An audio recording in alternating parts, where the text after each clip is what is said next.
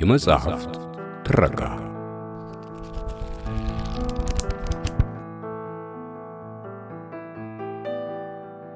ጠላፊ ደራሲ ቶማስ ዋልሽ በሌተና ኮሎኔል ጌታቸው መኮንን ሐሰን የተተረጎመ በትረካቲው ተዘጋጅቶ የቀረበ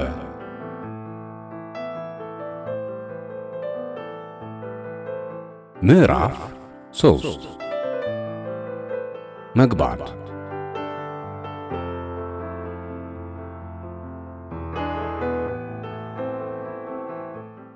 አርሉ ይልሻው ነፃ የሁለት ቀናት ጊዜ ለማግኘት በመቻሉ በቀላሉና በተቀላጠፈ ሁኔታ አስገራሚ የሆነ ዝግጅት አመቻችቶልኝ ነበር።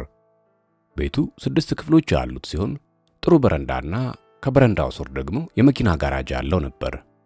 የቤቱ ባለንብረቶችም ጡረታ የወጡ ባልና ሚስት ሲሆኑ ለዊልሻው የቅርብ ወዳጆቹ ነበሩ። እነርሱ በክረምት ወራት ቤታቸውን ከነድርጅቱ ለ3 ወራት እያከራዩ ለሽርሽር ወደ ፍሎሪዳ የሄዱ ስለነበር ይህ ደግሞ ለኔ ጥሩ አጋጣሚ ነበር። አርሉ ይልሻውም እንግዲህ በጻፍክልኝ መሰረት ይህ ለመከራየት የምትፈልገው አይነት ቤት እንደሆነ አምናለሁ በማለት ስለ ቤቱ ተስማሚነት ገለጸልኝ።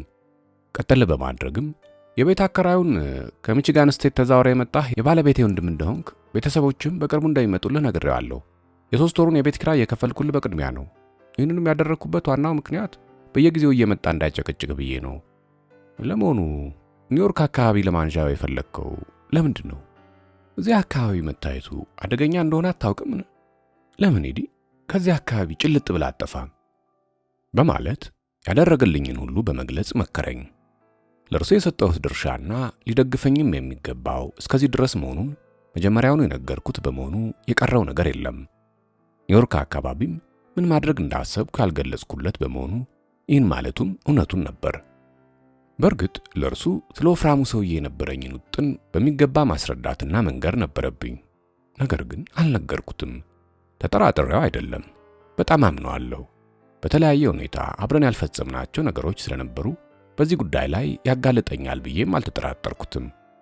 እርሱ ለኔ በጣም ጥሩ ጓደኛዬ ስለሆነ እኔ በጠነሰስኩት ሴራ ውስጥ እሱን አስገብቼ ችግር ላይ እንዲገባ ስላልፈለግኩ ብቻ ነበር። በዚህ አይነት ከባድ ዕቅድ የብዙ ሰው እጅ የሚገባበት ከሆነ ሊከሽፍብኝ የሚችል በመሆኑ በተቻለኝ መጠን ውጥኔን ብቻዬን ከቋጠሮ ለማድረስ ወሰንኩ። ስለሆነም ለአርሉ ይልሻው እንዲህ አልኩት። ከዚህ ለመሄድ ብችል በጣም ደስ ባለኝ ነበር። ነገር ግን ከባድ ችግር ስለገጠመኝ ያንን ልባት ሳላሲዝ ከዚህ መሄድ አልችልም። ጉዳዩ ከባድ በመሆኑ በቀላሉ የምገላገለው አይደለም። እንዲያ ባይሆን ኖሮ እዚህ አካባቢ ባላንዣበብኩ ነበር። ለማንኛውም ሁሉንም ነገር ሌላ ጊዜ አጫውታለሁ በማለት መለስኩለት። እርሱም በመገረምና ምስጢሩን ለማወቅ በመጓጓት ተመለከተኝ። እኔም ጉዳዩን ልነግረው እንዳልፈለግኩ ከሁኔታዬ ስለተረዳው ነገሩን ዳግመኛ ሊያነሳብኝ አልቻለም። ካወቅኳቸው ሰዎች ሁሉ እንደርሱ ታማኝና ምስጢረኛ ሰው አላጋጠመኝም።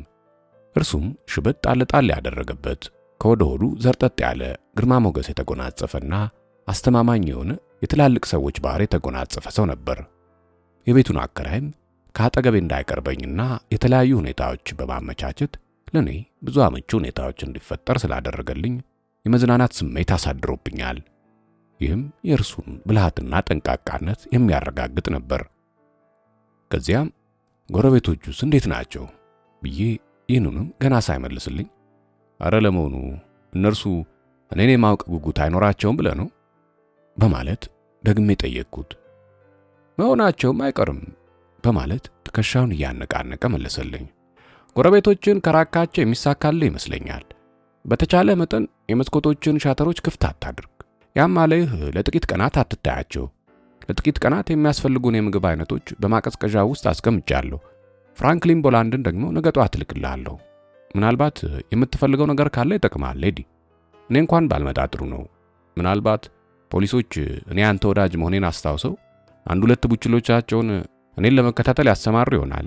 ስለዚህ የኔ መምጣት አያስፈልግም አይደል ካለ በኋላ ይህም ስለማይታወቅ መጠንቀቁ አይከፋም በማለት አሳሰበኝ። እኔም እውነት ግን ነው በማለት ተስማማው።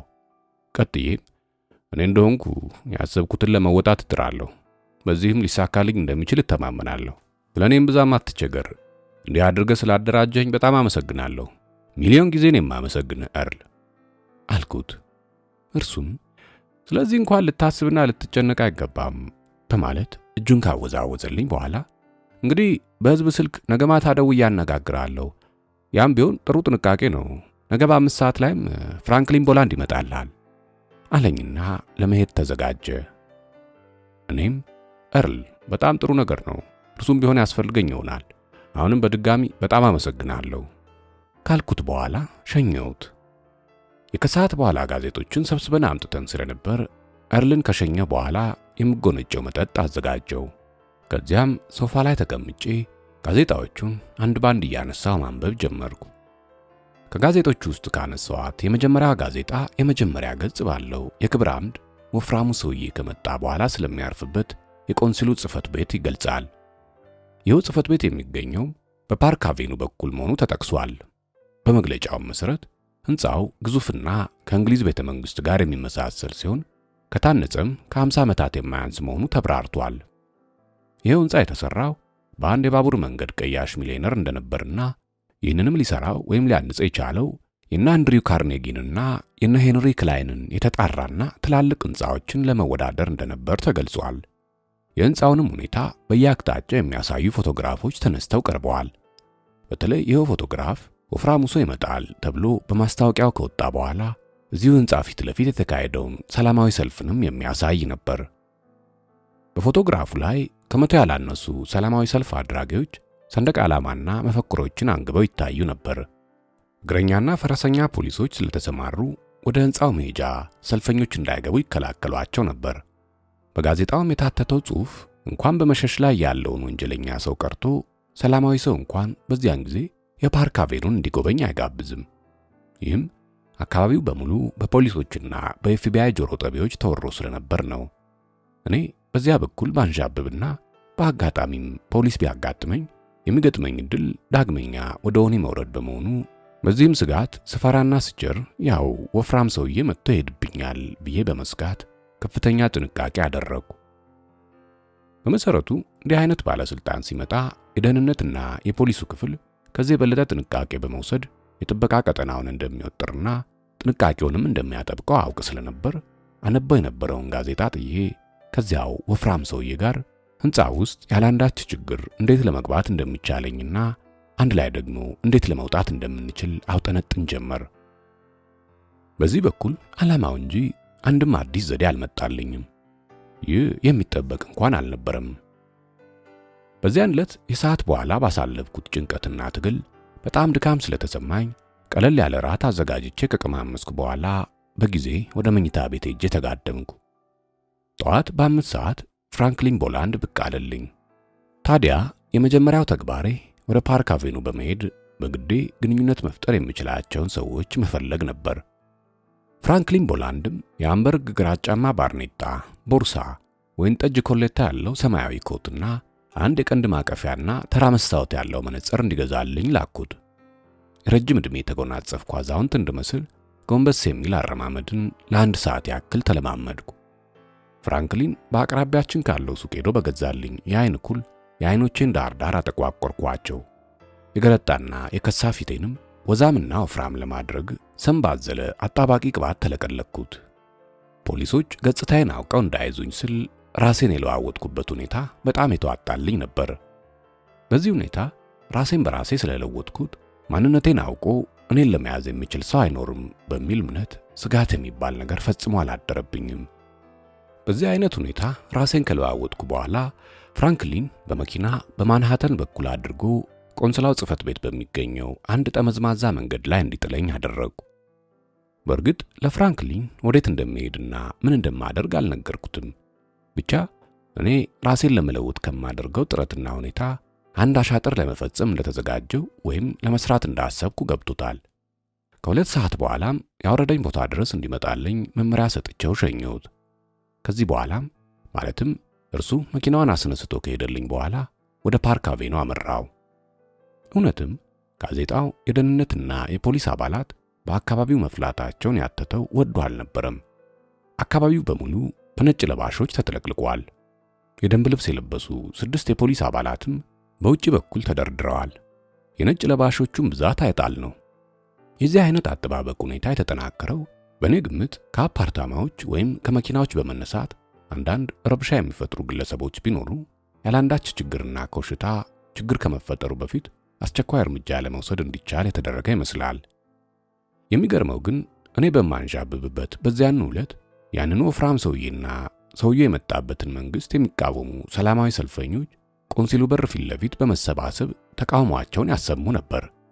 በዚህ አይነት ሁኔታም አንድ ሁለት ፈረሰኞች ሰላማዊ ሰልፈኞቹን በድንገት ጥሰው ያልተጠበቀ ችግር እንዳይፈጠርና ምናልባትም በዋናው በር ቦምብ እንዳይጥሉ ከባድ መከላከል ያዙ። እኔም በፓርክ አቬኑ የሌላኛው ወገን ስደርስ ከመሬት የእጅ ቦርሳዬን ካስቀመጥኩ በኋላ መነጽሬን አፍንጫዬ ድረስ አውርጄ አንድ ማስታወሻ በማውጣት አድራሻ የጠፋበት ሰው አይነት በመምሰል የፓርክ አቬኑን አጥር አጠናው። ከዚያም አሻግሬ የቤቱን ግዙፍነት አስተውለው ጀመር። ሕንፃው በጣም ትልቅ ነው።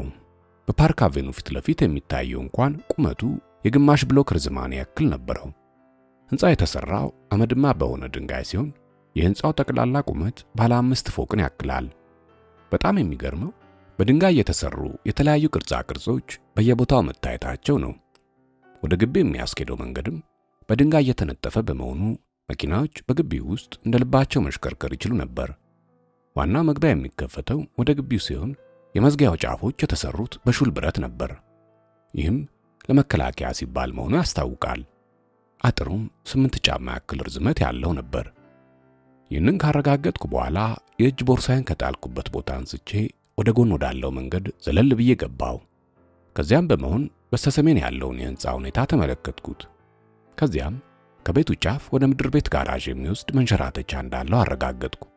ከዚህም ሌላ ምናልባት የውስጥ መተላለፊያ ሊሆን የሚችል የጓዳ በር አየሁኝ። ሁሉንም ነገር ማወቄን ለራሴ ያረጋገጥኩለት። በአንድ በኩል የሀገሬ ፖሊሶች ውስጥና ውጪውን የአካባቢውንም ሁኔታ በአይነ ቁራኛ ሲጠብቁ፣ የወፍራሙ ሰው የደህንነት ሰራተኞችም እንዲሁ የሕንፃውንና የአካባቢውን ሁኔታ በጥብቅ መቆጣጠራቸውን የሚገባና የሚወጣውንም እንዲሁ አተኩረው እንደሚመለከቱና እንደሚከታተሉ አረጋገጥኩ። ይህም የዕለት ተዕለት ተግባራቸው እንደሆነ ተረዳው።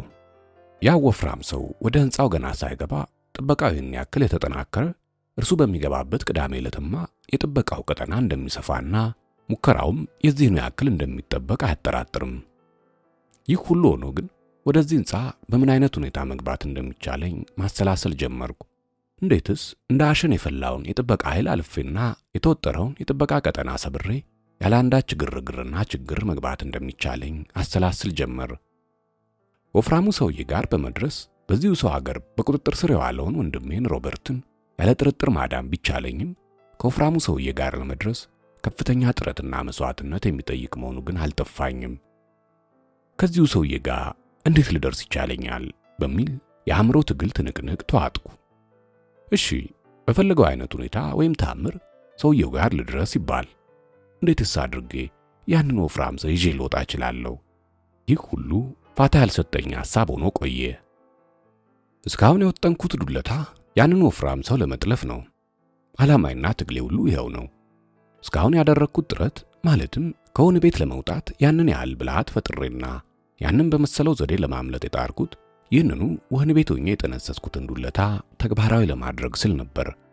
ስለሆነም የመጣው ቢመጣና የሆነው ሁሉ ሊሆን ቢችልም ያንን ወፍራም ሰው ከመጥለፍ ወደ ኋላ አልላትም።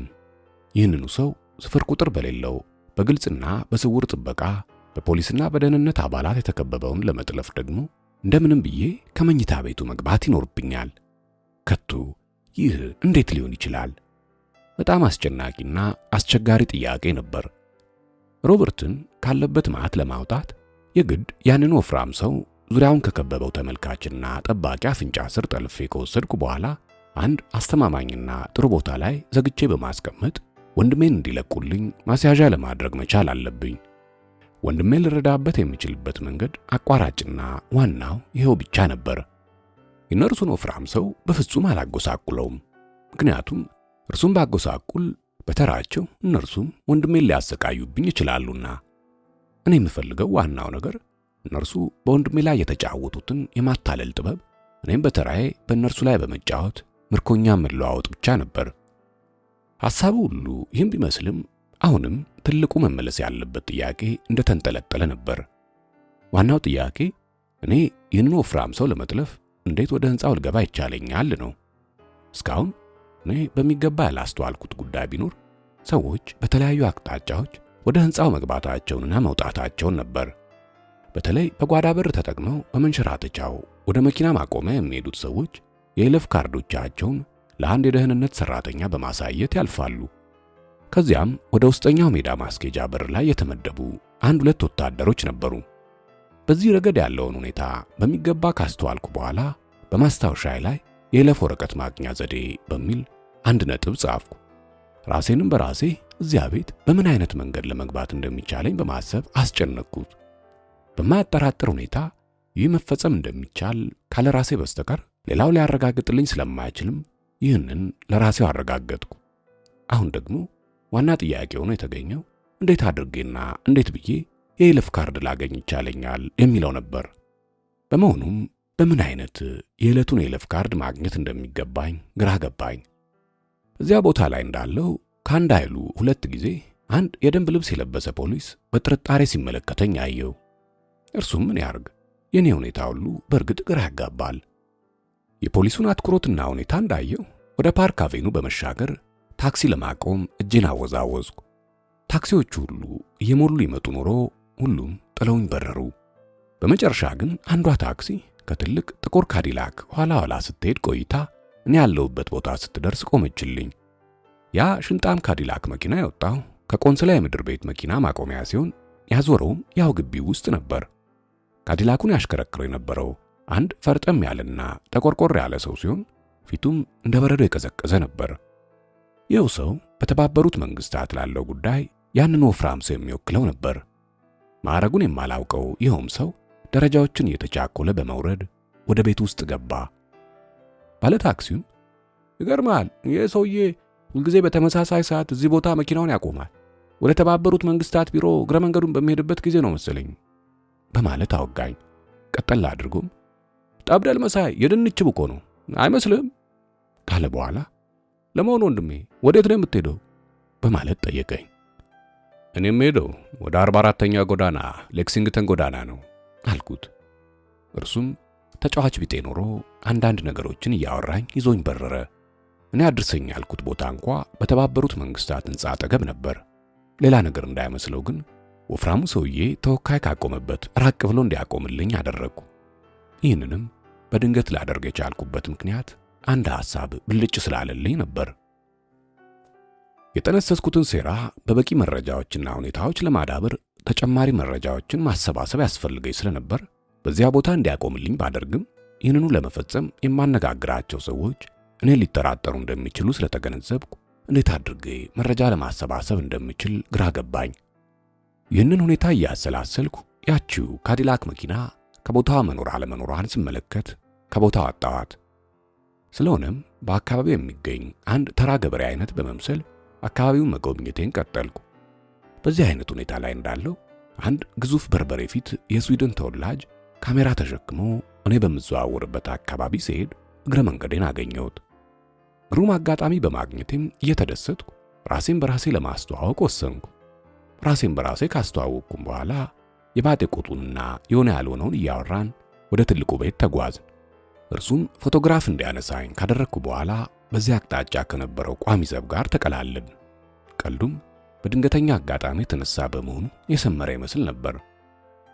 ለሚመጣው ሳምንት ባይደግመው ይሻላል አልኩት ቋሚውን ዘብ ያነሳኝን ፎቶግራፍ ሁኔታ አስመልክቼ።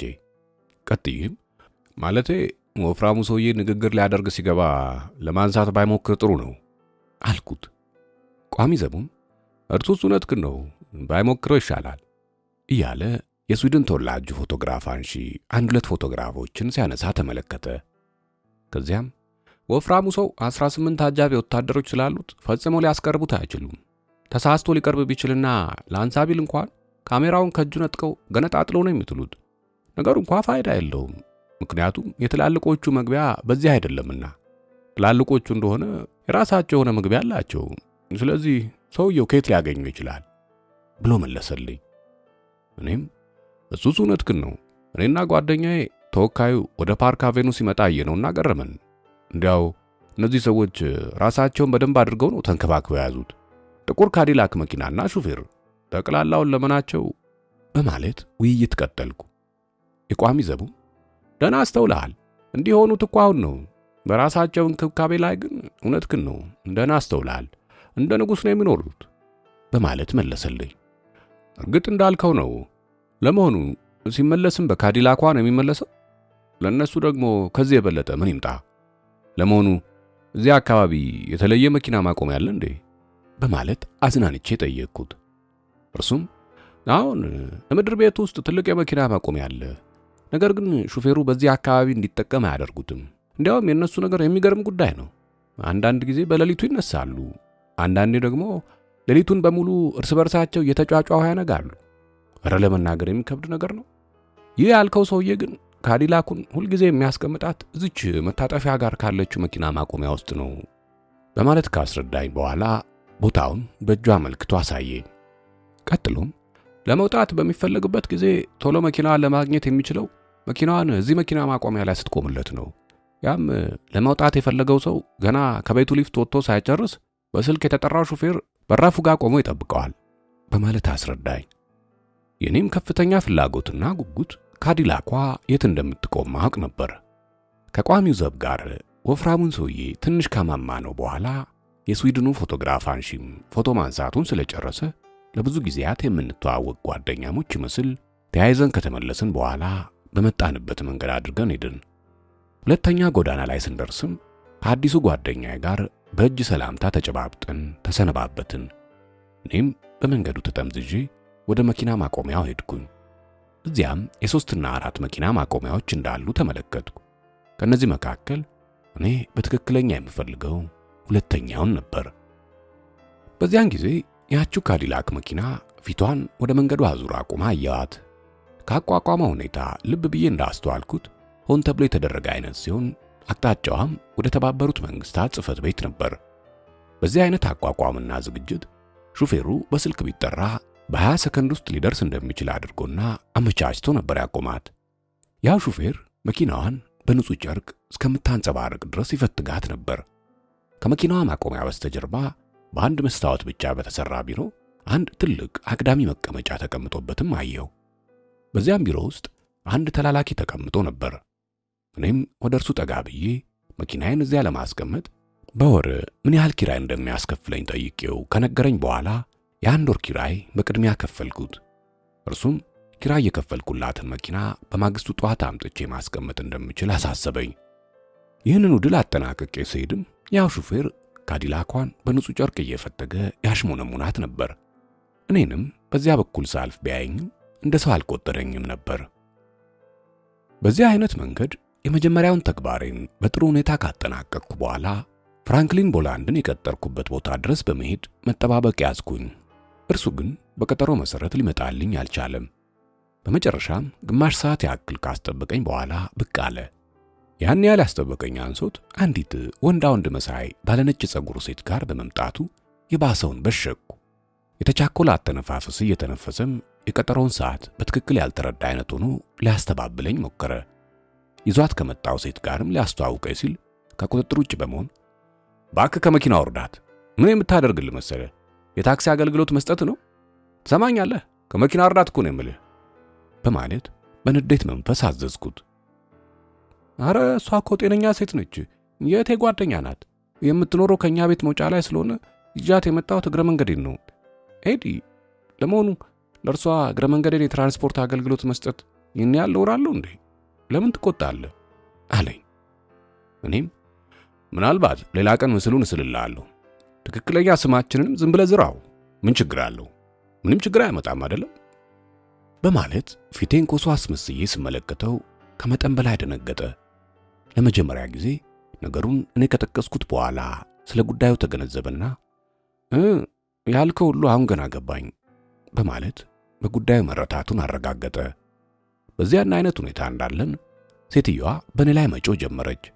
ስለነቃሁባትም በጣም ተበሳጨች። ሁኔታዋ ሁሉ በጣም አስቀያሚ ስለነበር ከመኪናው ውስጥ በእጄ ጎትቼ አወጣኋትና ጣልኳት።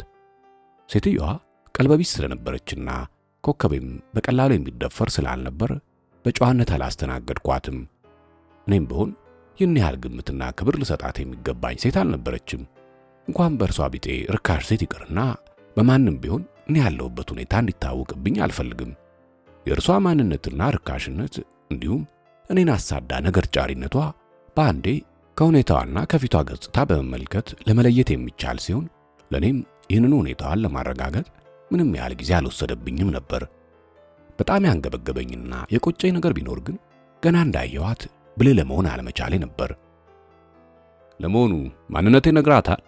በማለት ፍራንክሊን ቦላንድን አጥብቄ ጠየቅኩት። እርሱም መርዛም የሆኑ ስድቦቿን ስታፈላው ጎትቶ ከነበረችበት ቦታ ከወሰዳት በኋላ ራቅ አድርጎ ሸኝቷት ተመለሰ። ሲመለስም እንዴት ይህን ያህል ጅል ትሆናለህ? አልኩት። ፍራንክሊን ቦላንድ በቂልነት በፈጸመው ሁኔታ እስኪበቃው ድረስ ልክ ልኩን ነገርኩት። እንዲያውም በዚህ ሁኔታ ብቻ ችላ ልለው የቻልኩት በዚያን ወቅት ብዙ መሰናክሎች ስላልገጠሙኝና ኤርል ዊልሻው ደግሞ ልክ እንደ ወንድሙ አድርጎ ስለሚያየው ነው እንጂ የማደርገው ሌላ ነበር። እንዴት እንደ አንድ ተዋናይ በኤርል መኪና ከሴትዮዋ ጋር ተኮፍሶ በፖሊስ ክትትል ስር ያለውትን ሰው በጅልነት ሊያስነቃ ሴትዮዋን ይዞብኝ ይመጣል? በጣም የቂልና የሚያሳዝን ተግባር ነበር። እርሱም ከመደንገጥ የተነሳ ለምን እንዲህ አድርገህ ትጠረጥረኛለህ? እኔ እኮ ፈጽሞ በእንዲህ አይነት ተግባር ላይ የምውል አይደለሁም። እኔም እኮ እንደ ማንኛውም ሰው ማመዛዘን ችሎታ አለኝ። እንዴ ምን ማለት ነው ኤዲ? በማለት ድክመቱን ለመሸፋፈን ሞከረ። እሱን እንኳን ተወው። ስሜን ከመጥራት በፊት ከአንዴም ሁለቴ ለማስተዋል መቻል ነበረብህ። እርሷ እንደሆነ የገዛ ወንድሟን ሳይቀር $20 አሳልፋ የምትሸጥ አይነት ነች። ለመሆኑ አስቶሪያ እንደምኖር ነገርካት? በማለት አፈጠጥኩበት። እርሱም ደንግጦ እንዳልነገራት ማለልኝ። እኔም በመጨረሻ በዚሁ መሐላው አመንኩት። በዚያም ተያይዘን እርሱ ወደሚያውቃቸው የካዲላክ መኪና አስመጭ ድርጅት ለመሄድ ወደ ትራይቦሮ ሄድን። እዚያም ለአንድ ለግማሽ ሰዓት ያክል አዲስ ካዲላክ መኪና የምንገዛ በመምሰል በመቁነጥነጥ ከቆየው በኋላ አሻሻጩን ሰውዬ አግኝቼ ወደ ፓርክ አቬኑ የምትገባውን የቆንስሉን ካዲላክ መኪና አይነት መግለጫ አገኘው። የእርሱ አይነት ካዲላክ መኪና ሞዴል መረጃም በሙሉ ሰበሰብኩ። በዚህ አይነት ሁኔታ ሁሉም ነገር በመልካም መንገድ ስለተሳካልኝ ኤርል ወደ ተከራየልኝ ቤት ተመልሼ ሳንዱቼን ከበላውና ቡናዬን ከጠጣው በኋላ በእርጋታ 1-2 ፓኬጅ ሲጋራ እያቦነንኩ የጠነሰስኩትን ሐሳብና በዚህ ረገድ ያደረግኩትን የዝግጅት ሁኔታ ከሰዓት በኋላ ባሉት ጊዜያት በሙሉ አወጣና አወርድ ጀመር። ሁሉንም ነገር ደረጃ በደረጃ አጤንኩት። ከዚህም በኋላ ላሻሽለ የሚችለው ነገር ያለ አልመስል አለኝ። በጉዳዩም እርካታ ይሰማኝ ጀመር። ከዚያም የሚያስፈልጉኝን ቁሳቁሶች ዝርዝር አውጥቼ እንደጨረስኩ 12 ሰዓት ላይ ኤርል ስለ ደህንነቴ ለማረጋገጥ ደወለልኝ። በዚህ አጋጣሚም ያዘጋጀሁትን የዕቃ ዝርዝር እንዲገዛልኝና አንድ መኪና እንዲከራይልኝ ጠየቅኩት። በዚህም መሰረት ያንተም መኪና እንኳን አልፈልግም፣ ያንተም መኪና ይዤ ወይም በአንተ መኪና ስገለገል ድንገት ብያዝ አንተ ጋር ሊመራና ችግር ሊፈጥርብህ ስለሚችል ቢቀር ይሻላል። ይህን አይነት እድል ደግሞ መክፈት እኔም አልፈልግም። ነገር ግን ፍራንክሊን ዛሬ ማታ አንድ በጥቅም ላይ የዋለ ሸቭሮሌት ወይም ፎርድ ተከራይቶ እንዲያመጣልኝ ብታደርግልኝ መልካም ነው። ማንኛውም ለመሄድ የሚችል መኪና ሊጠቅመኝ ይችላል። ምን ይመስላል ኤርል? በማለት ጠየቅኩት። እርሱም ይህማ በጣም ቀላል ነገር ነው። የዘረዘርካቸው የቁሳቁስ አይነቶች ግን አስደንቀውኛል። መቼም እንዲህ አይነቶቹን ዕቃዎች ለመያዝ የፈለክበት አንድ ራሱን የቻለ በቂ ምክንያት ይኖርሃል ብዬ ገምታለሁ። ተው ኤዲ፣ ምን አለ ያሰብከው ነገር ካለ ለኔም ብታካፍለኝ። እንዲያ ብታደርግ እኮ ከዚህ የበለጠ ልተባበር እችላለሁ። ይህንን ታውቃለህ። በማለት ያደረበትን ጥርጣሬ በመግለጽ ያሰብኩትን አካፍዬው ትብብር እንደሚያደርግልኝ ገለጸልኝ። እኔም ይህን በሚመለከት ያለውን ጉዳይ በአሁኑ ጊዜ ከአንተ ጋር መነጋገር አልፈልግም። ይህን ሁኔታውን ለአንተ ብነግርህ አብዳሃል እንዴ እንደምትለኝ አውቃለሁ። ምናልባትም ይህንን እኔው ራሴ የምገምተው ነው። ነገር ግን ይህ ጉዳይ በምንም አይነት መንገድ ይሁን መፈጸም አለበት። እኔም የማውቀው ይህንኑ ነው። ኤርል እባክህ ቁሳቁሶቹንና የጠየቅኩህን አንድ መኪና ብቻ በተቻለ መጠን አቅርብልኝ። እንዲሁም ፍራንክሊን ነገ ጠዋት ሰዓቱ ሳያልፍ በቀጥታ ወደ እኔ እንዲመጣ አድርግልኝ በማለት ተማጸንኩት። ማግስቱም ዕለተ ሐሙስ ነበር። እኔም ሆንኩ ተቀባዮቹ ባለስልጣናት የምንጠብቀው ወፍራም ሰውም የሚገባው አርብ ስለሆነና ባልታወቁ ምክንያቶች በመጨረሻው ደቂቃ ላይ ፕሮግራሞች ሁሉ ምስቅልቅላቸው ሊወጣ ስለሚችል እኔ ዝግጅቴን በሙሉ ሐሙስ ዕለት ለማጠናቀቅ አሰብኩ። ከሐሙስ ይልቅ የግልጽና የስውር ጥበቃው ዛሬ ላላሊል ይችላል። በመሆኑም ዝግጅቴን ማታ አንዴ ከለስኩት። ይህንንም በጽሑፍ ካሰፈርኩት በኋላ ዝርዝሩን እንዳጠናቀቅኩ እንደገና ተመለከትኩት። በጠቅላላው ዝግጅቴን በ3 ደረጃ ከፋፍዬ አስቀምጬ ለመተኛት ብፈልግም እንቅልፌ አልመጣ ስላለኝ ሌሊቱን በሙሉ ስለ ዝግጅቴና ማድረግ ስለሚኖርብኝ በማሰላሰል ሳልተኛ ነጋብኝ። በማግስቱም ፍራንክሊን ቦላንድ ያው በቀጠሮ ሰዓት ማለትም ልክ በ5 ሰዓት ላይ አንዲት ጥቁር መርሰዲስ መኪና እያሽከረከረ ከተፍ አለልኝ። የሌሊት ከረጢትም ይዞልኝ ስለመጣ ከረጢቱን ስከፍተው እርል የፈለግኩትንና የጠየቅኩትን ሁሉ ገዛዝቶ የላከልኝ መሆኑን አረጋገጥኩ። ከዚያም የከረጢቱን መዝጊያ ዘግቼ መኪናው ውስጥ ከመለስኩት በኋላ ተያይዘን ወደ ከተማ ሄድን። የሄድነውም ከአንድ ቀን በፊት ለመኪናዋ ማቆሚያ ወደ ተከራየሁት ጋራዥ ነበር። ያቺው ካዲላክ አሁንም ትላንትና በቆመችበት ቦታ ላይ እንዳለች ተመለከትኩ። አቋቋሟም ወደ መንገዱ ከሚከፈቱት በሮች ትንሽ ገባ ብላ ከበስተቀኝ ባለው ግንብ በሰያፍ ሆና ነበር። ሹፌሩም እዚያው አካባቢ ባለው አግድም መቀመጫ ላይ ተቀምጦ ጋዜጣ ያነብ ነበር። እሱንና መኪናዋን እኔ በምፈልጋቸው ጊዜ ላገኛቸው በመቻሌም ከመጠን በላይ ደስ አለኝ። በዚያን ወቅትም ፍራንክሊን ቦላንድ መኪናችንን ወደ አስተናጋጁ መቀመጫ ነድቶ አቆማት። እጁ ላይ ትንሽ ገንዘብ በመወተፍ እንዲያስታውስ የሚከተለውን ነገርኩት። ይህ የምታየው ወንድሜ ነው። እንግዲህ እኔ መኪናን በምፈልግበት ሰዓት ከዚህ ቦታ ሊወስዳት እንዲችል ፈቅጄለታለሁ። ስለዚህ አደራህን እንድትተባበረኝ እሺ በማለት አስተዋወቅኩት።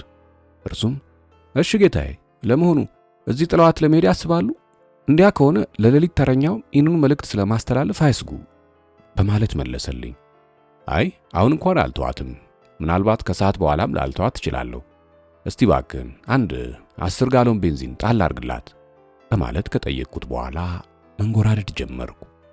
እርሱ መኪናዋን ቤንዚን እስኪሞላት ድረስ ወደ መጸዳጃ ቤት መሄድ ሳያስፈልገኝ ወደ ወንዶች መጸዳጃ ቤት ሄድኩኝ። እዚያም ድረስ የሄድኩት እዚያ በመሆን የአካባቢውን ሁኔታ በተለይም የሹፌሩ ሁኔታና ጠባይ ለማጥናት ነበር። በዚያን ጊዜ በአግድም መቀመጫው ላይ ሹፌሩ ተዘርሮ ተጋድሞ ነበር። ፊቱን ያዞረው ግን ወደ መኪናዋ ነበር። የአተኛኘቱም ሁኔታ ያን ያህል በተጠንቀቅና በንቃት ያለ መሆኑ ደግሞ በደንብ ያስታውቃል። ሹፌሩ በዚያ ተጎልቶ በርካታ ሰዓታት መጠበቁ በጣም አሰልቺ ሆኖበታል። 10 ማዛጋቱም ሁኔታ የሚመሰክርበት ይህንኑ ነበር። እኔ እንዳልኩት ፍራንክሊን መኪናዋን ቤንዚን አስሞልቶ በማዞር እኔ ጋር እስከሚመጣበት ጊዜ ድረስ ወደ መውጫው በእግሬ ቀስ ብዬ አመራው። ከካዲላኩም አጠገብ አንድ ቅልብሽብሽ ያለች የስፖርት መኪና ቆማ ስለነበር እርሷን ማድነቅ ጀመርኩ። እኔም እዚያው ያለውበት ቆሜ ከተመለከትኩ በኋላ የኛ መኪና መጥታ በኔና በሹፌሩ መካከል ያለውን ትዕይንት እስክትጋርደው ድረስ ጠበቅኩ። ፍራንክሊንም መኪናዋን እየነዳ ሲመጣ ጠብቄ ያቆምኩት። ካዲላኳ ሹፌር እንዳልተመለከተኝ ካረጋገጥኩ በኋላም ጎንበስ ብዬ በመራመድ ወደ ኋለኛው ግንብ በመመለስ ወደ ካዲላኳ ዞሬ ከበራፏ ላይ ደረስኩ። ወደ ካዲላኳ ለመድረስ ያንን አይነት ጥረትና ሁኔታ ሳሳይ አንድም የተመለከተኝ ሰው አልነበረም። ሹፌሩም ቢሆን እንዲያ እንደተዘረረ ነበር። የጋራዡ አስተናጋጅ ቢሆንም ለመኪናችን ቤንዚኑን ከሞላ በኋላ የት እንደሄደም አላውቅ። ከቦታው ግን አልነበረም። 2 የደንብ ልብስ የለበሱ ፖሊሶችም በአንድ ጉዳይ ላይ ሲጨቃጨቁ እጄ የሚደርስበት ቦታ ስደርስ እጄ ላክ አድርጌ የካዲላኳን ቁልፍ በመስታወት በኩል ነቅዬ ወሰድኩት። ሰከንድ ባልሞላ ጊዜ ውስጥ የቁልፉን ምስል በሰም ላይ አንስቼ ሹፌሩም ሆነ ማንም ሌላ ሰው ሳይነቃብኝ ከቦታው መለስኩት። እንደ አመጣጤም ወደ ነበርኩበት ተመልሼ መኪናዬን እጠብቅ ጀመር። በካዲላኳ ላይ ቁልፉ ሊኖር እንደሚችል ቀደም ሲልም አረጋግጬ ነበር። ያም በኒውዮርክ የሚገኙ ባለጋራዦች መኪናዎች ሲበላሹ በቀላሉ ለማንቀሳቀስ ይቻላቸው ዘንድ ሹፌሮች ሁሉ የመኪና ቁልፎችን መኪናዎቹ ላይ እንዲተውላቸው መመሪያ ሰጥተው እንደነበር በማወቄ ነው። ሆኖም የካዲላኳ ቁልፍ ከመኪናው ውስጥ ተሰክቶና ተንጠልጥሎ ከማይበት ጊዜ ድረስ ይህንን ተጠራጥሬ ነበር። ይህን ያህልም የተጠራጠርኩትም ይቺ ትንሿ ዝርዝር ብትበላሽብኝ ያቀድኩት ጉዳይ ሁሉ ይጨናገፍብኛል ብዬ ስለማስብ ነበር። ስራዬን በዚህ አይነት ሁኔታ በሚገባ አጠናቅቄ ቆሜ ስጠባበቅ ሳለሁ አንድ ስቴሽን ዋገን በእኔና በሹፌሩ መካከል መታ ቆመች። በዚያን ጊዜም የበለጠ ምቹ ጊዜ ስላገኘው ወደ ሁለተኛዋ ካዲላክ ጎንበስ እያልኩኝ ደርሼ በተመሳሳይ ሁኔታ የቁልፉን ሞዴል ቀረጽኩ። እዚህም ላይ ራሱ ፍራንክሊን የኛም መኪና ደርቦ በማቆም ይጠባበቀኝ ስለነበር በቀላሉ ተሳፍሬ ወደ ሁለተኛ ጎዳና ያለ ችግር አመራን። ፍራንክሊንም እንዲህ አልኩት፣ አሁን ደግሞ ከዚህ ቀጥሎ የምትረዳኝ 2 ቁልፎችን ለማሰራት ፈልጋለሁ። እነርሱንም አሁኑ መሰራት አለባቸው። ስለዚህ በፍጥነት አሁኑ ተንቀሳቅሰህ ልታሰራልኝ ትችላለህ? በማለት ጠየቅኩት። እርሱም እኔንም ጭምር በታችኛው ማንሃተን ውስጥ ከአንድ ሱቅ ውስጥ ወስዶ አስገባኝ። ቁልፎቹን በማሰራት ላይ እንዳለ ስለ ቁልፎቹ አንዳንድ ጥያቄዎችንም ይወረውርብኝ ጀመር። ሆኖም አጥጋቢ መልስ አልሰጠሁትም። ለመሆኑ የምነግረው ምን የሞኝ ነኝ? ምንም እኮ አይደለም። ይህ ጉዳይ አንተን ይህን ያህል የሚያሳስብ አይደለም። በፍጹም በዚህ ጉዳይ ላይ ልትጨነቅ አይገባም። ስራችንን እዚህ አሰርተን ከጨረስን በኋላ ወደ ጋራጁ በመሄድ መኪናዋን እዛው አስቀምጠናት እንሄዳለን። ቅዳሜ ዕለት በጣም ከመሸ በ8 ሰዓት አካባቢ ይዛት ትወጣለህ ካልኩት በኋላ እንደገና ለማስጠንቀቅ ያክል ፍራንክሊን፣ መኪናዋን ቅዳሜ ሌሊት ባልኩ ሰዓት ታወጣትና ከ3ኛው ጎዳና ድረስ ነድተህ ታቆማለህ።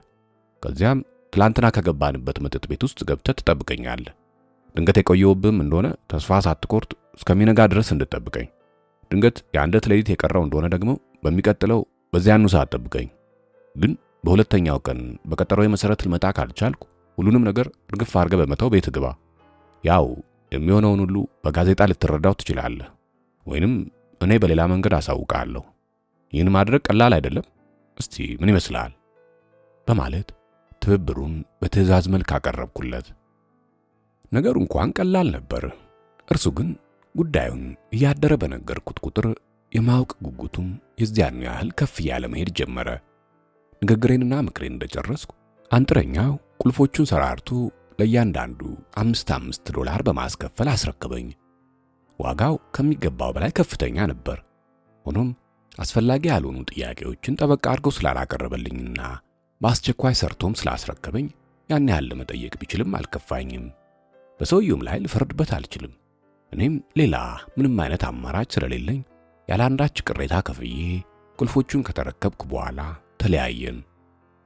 በዚያን ጊዜም ሰዓቱ ከቀኑ 7 ሰዓት አልፎ ስለነበር ቀለል ያሉ ምሳዎችን አዘን በችኮላ ከጎራረስም በኋላ እዚያው እንዲሰሩልኝ ያዘዝኳቸው በርከት ያሉ ሳንድዊቾች ተዘጋጅተውልኝ ስለቀረቡልኝ አስጠቅልዬ በመያዝ ወደ መኪናችን ሄድን። ያስጠቀለልኩትን ምግብ የጉዞ ቁሳቁሶች ከተከማቹበት ከረጢት ውስጥ ደባለቅኩት።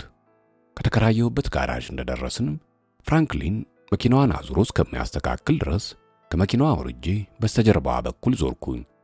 ከዚያም ትንሽ ራመድ ካልኩ በኋላ ካዲላኳ ጋር ደረስኩ። ከዚያም ተጎንብሼ በመኪናዋ ጀርባ በኩል ሄድኩኝ።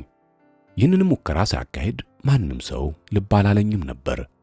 ለማዘናጋት ስልም 1-2 ደቂቃ ያክል ከቆየሁ በኋላ ወደ ነበርኩበት ተመልሼ መጣሁ።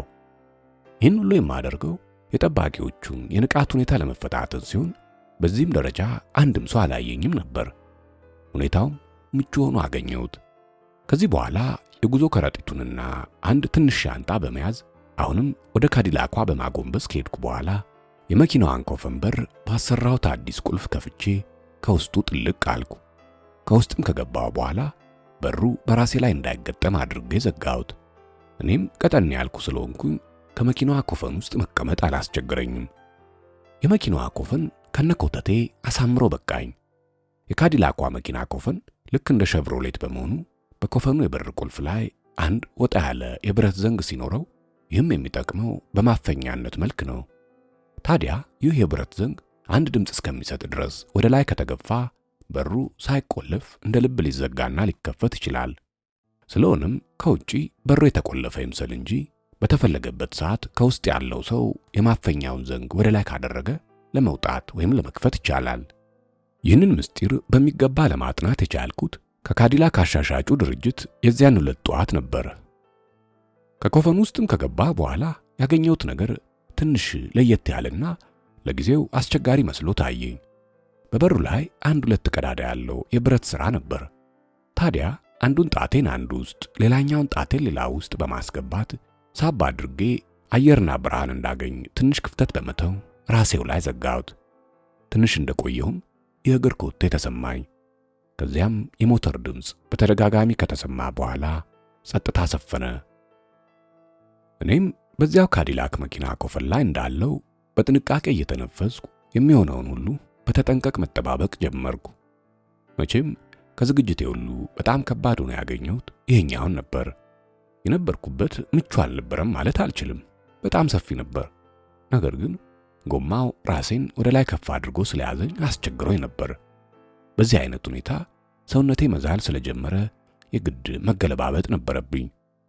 በዚህ ጊዜ ደጋግሜ ስገለባበጥ ራሴም እንደዚሁ ጣሪያውን እየነካብኝ ተቸግሬ ነበር።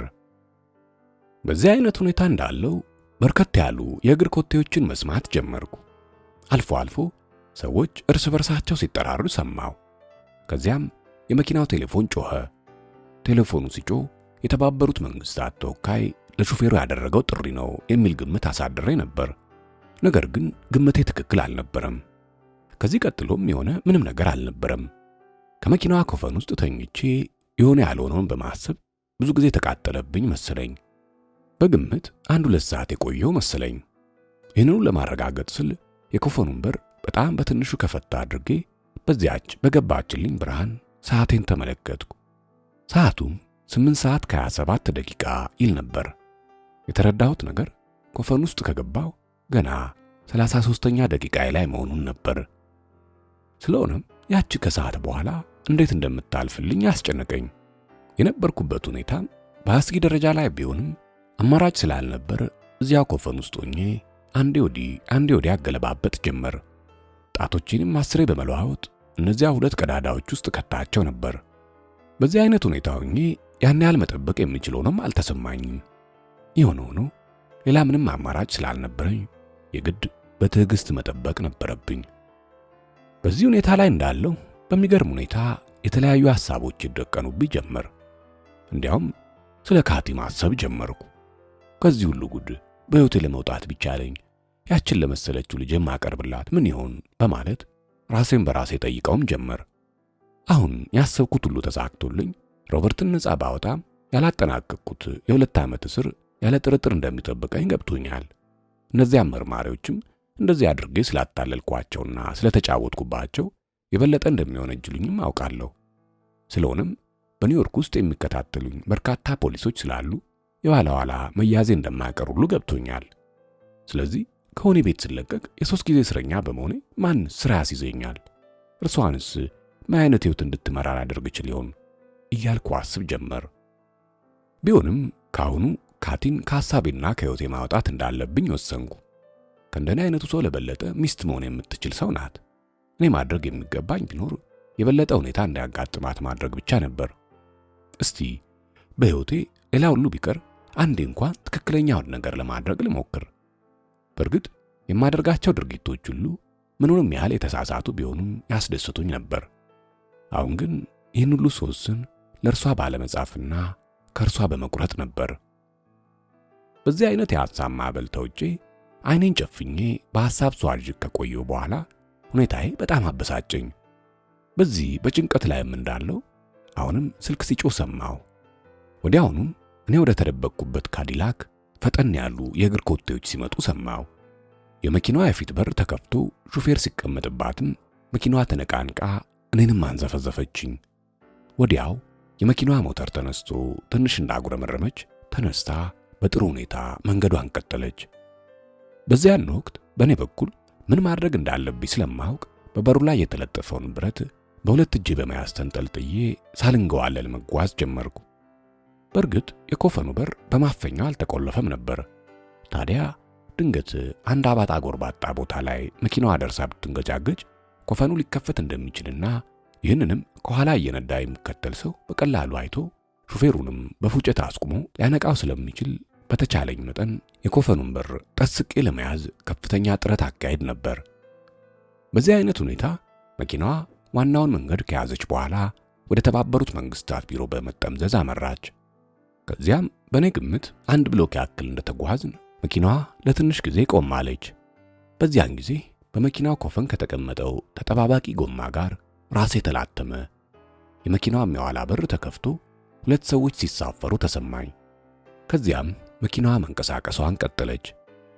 መኪናዋም ምንም እንኳን ካዲላክ ብትሆንም በተቦረቦረ መንገድና በአባጣ ጎርባጣ ጎዳና ላይ በደረሰች ቁጥር እዚያው መላተሜ አልቀረም። እኔም ይህን ያህል ጉዳት አልደረሰብኝም እንጂ ከአንድ አይሉ 2 እና 3 ጊዜ ተላትሜያለሁ። ያችን ብረት ወልቃ ስለነበር መኪናዋ በዘለለች ቁጥር የኮፈኑ በርም በከፊልም ቢሆን ከፈት ስለሚል የፀሐይ ብርሃንና የሰዎችን እግር በከፊል አይ ነበር። የከፋውን መንገድ በዚህ አይነት ሁኔታ ብንጓዝም ሌላውን ግን ያለ አንዳች ችግርና ንቅናቄ ተጉዘናል። በደህና መንገድ ስንጓዝ በእኔ ላይ ምንም አይነት የመላተም ሁኔታ አልደረሰብኝም። በዚህ አይነት ሁኔታ የተጓዝነው ለእኔ እንደመሰለኝ የፓርክ አቬኑ ባለበት የከተማ ክልል ነው። በዚያ ሁኔታ ከተጓዝንና ከ2 እና 3 ደቂቃዎች በኋላ መኪናዋ ፍጥነቷን በመቀነስ ግማሽ ክብ ጠምዝዛ ወደ ታችኛው የከተማ አካል ሄድን መሰለኝ። ለካስ ጥቂት ጫማዎች ያክል እንደተጓዝን ወደ ቀኝ በመጠምዘዝ ወደ ቆንስላው ግቢ ገብተን ኖሯል። መኪናዋም ስትቆምላቸው ከኋለኛው መቀመጫ ላይ የነበሩት ሰዎች የተቻኮሉ ከወጡ በኋላ በሩን በኃይል ዘጉት። ከፊት ያሉትና እኔንም ጨምሮ ጥቂት ከሄድን በኋላ ከአንዴም 2 እና 3 ጊዜ ወደ ቀኝ ዞረች።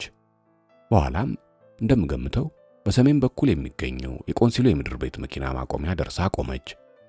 መኪናዋ ወደ ጋራዥ የገባችው የኋሊት በመሆኑ የቆመችውም ገባ ብላ ነበር። መኪናዋም እንደቆመች አንድ ደከም ያለ ድምፅ ከወደዋ ላይ ተሰማኝ። ያም በኤሌክትሮኒክስ የሚዘጋና የሚከፈት የበር ድምፅ መሰለኝ። በዚህ ጊዜ ሹፌሩ በሩን ከፍቶ ከመኪናዋ ወጣ። ሹፌሩም ከመኪናዋ ሲወጣ በሩን የዘጋው በኃይል በመምታት ነበር። ከዚያም የእግሩ ኮቴ እየራቀኝ ሄደ። ትንሽ ቆይቶ አንድ በር ተከፍቶ ተዘጋ። መቼም ይሄኛው በር የቤቱ የጓዳ በር መሆን አለበት የሚል ግምት ወሰድኩ። ይህ ከሆነ በኋላ ግን ጸጥታ ሰፈነ። ይህ ሁሉ ሲሆን ራሴን በራሴ ከነበርኩበት የመኪናዋ ኮፈን ውስጥ ሆኜ ስመረምረው ከላይ እስከ ታች በላብ ተጠምቄ ነበር። ጉሮሮዬ ክው ብሎ ደርቋል። በኮፈኑ ያለው ጎማና ብረት አንገቴን ደጋግሞ መታቶኝ ኖሮ ማጅራቴ ላይ ከፍተኛ ህመም ተሰማኝ። ለአንድ ለ2 ደቂቃዎች ያክል አረፍ አልኩኝና ለጊዜው መንገላታቱ ስለቆመልኝ ፋታ አገኘው። የአካባቢውን ድምፅና ሁኔታ በሚገባ ካዳመጥኩ በኋላም የኮፈኑን በር ወደ ላይ በመግፋት ከፈትኩት። እዚያው መኪናዋ ኮፈን ላይ በምርክክ ሆኜ አንገቴን ብቅ አድርጌም አካባቢውን ቃኘሁት። ቦታውና አካባቢው ምን አይነት እንደሆነ ማጥናት ጀመርኩ። የመኪናውን ማቆሚያ ትልቅነትም በደንብ አስተዋልኩት። ሌላ 2ኛ መኪናም ሊያስቆም እንደሚችል አረጋገጥኩ። ከዚያም ሌላ ተመሳሳይ ካዲላክ መኪና ቆማ አየሁኝ። ይህች መኪና ግራጫማ ቀለም ነበራት። በመኪና ማቆሚያ ፊት ለፊት ያሉት ተከፋች ረጃጅም በሮች ከውስጥ በኩል ነጭ ቅብ ያላቸው ነበሩ። በበሮቹም ላይ በሰው አይን ልክ የተሰሩ መስታወቶች አሏቸው። በዚህ አይነት ሁኔታ ወደ ቆንስላ ውስጠኛው ግቢ ከገባው በኋላ በድንጋይ በተሰራው ደረጃ የመንገዱን ዳርዳር በመያዝ ወደ ላይ ወጣው። ወደ ጫፍ እንደደረስኩም 2 የብረት መግቢያ በሮች አጋጠሙኝ። ከበሮቹ አጠገብ አንድ ጀርባውን ሰጥቶኝ የቆመ ቋሚ ዘብ ተመለከትኩ። ይህንን ዘብ በድንገት ሳየው ሰውነቴ ባንዴ በድንጋጤ ብዛት ተሸማቀቀብኝ። የሆነ ሆኖ ያንን ሁሉ የግልጽና የስውር ጥበቃ ሰንሰለት በጣጥሼ ዋናው ጽሕፈት ቤታቸው ድረስ ለማለፍ በመቻሌ የተጽናናው የሚቀጥለውን ጥቂት መስመር ለማለፍ እንዴት ሊያዳግተኝ ይችላል በማለት ራሴን በራሴ አደፋፍር ጀመር። ከሐሳቤም ጋር ወደፊት የሚገጥሙኝን ችግሮች እንዴት ለማለፍ ይሳነኛል በማለት ሙግት ገጠምኩ። ማን ያውቃል ጥሩ ዕድል ሊያጋጥመኝ ይችል ይሆናል የሚል ተስፋም አደረብኝ። ራሴ ለራሴ ባደረግኩት ማጽናናት ባንዴ ወኔ ከፍ አለልኝ። ከውስጥ በደረሰብኝ ጭንቀት ጉሮሮዬ በጣም ደረቀብኝ። በድንገትም ስዞር ከአንገቴ ላይ ከፍተኛ ህመም ተሰማኝ። ከበስተኋላይም በሚገኘው ክፍል ከላይ በኩል የበር ኮቴዎችና ጫማዎች ተሰሙኝ። ወደ እኔም እየቀረቡ መምጣታቸው ታወቀኝ። እኔም በፍጥነት ወደ ነበርኩበት እግሬ አውጪኝ በማለት እዚያች ነበርኩባት የመኪና ጉሮኔ ውስጥ ገብቼ ተወሸኩ። እዚያም ሆኜ የቤቱ በር ሲከፈት ተሰማኝ። ወዲያው የብረት ተከፋች ተንገጫገጨ። ሁኔታው በዚህ አይነት መልክ እንዳለ አንደኛው በተሰባበረ እንግሊዘኛ እባክህን ከመኪናዋ ኮፈን ውስጥ አንዲት በካኪ ወረቀት የተሸፈነች ትንሽ ፓኮ አለችና አምጣልኝ። ምን ያህል ትዕግስት የለሽ እንደሆነ ታውቃለህ ፒተር፣ ቶሎ በል ቁልፎቹም እንይውል በማለት መመሪያ ሲሰጥ ሰማው።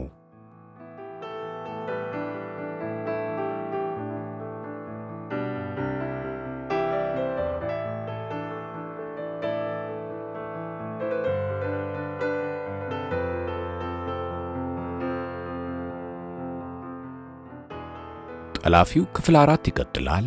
ላይክ፣ ሼር፣ ኮሜንትና ሰብስክራይብ ማድረግ አይረሳ።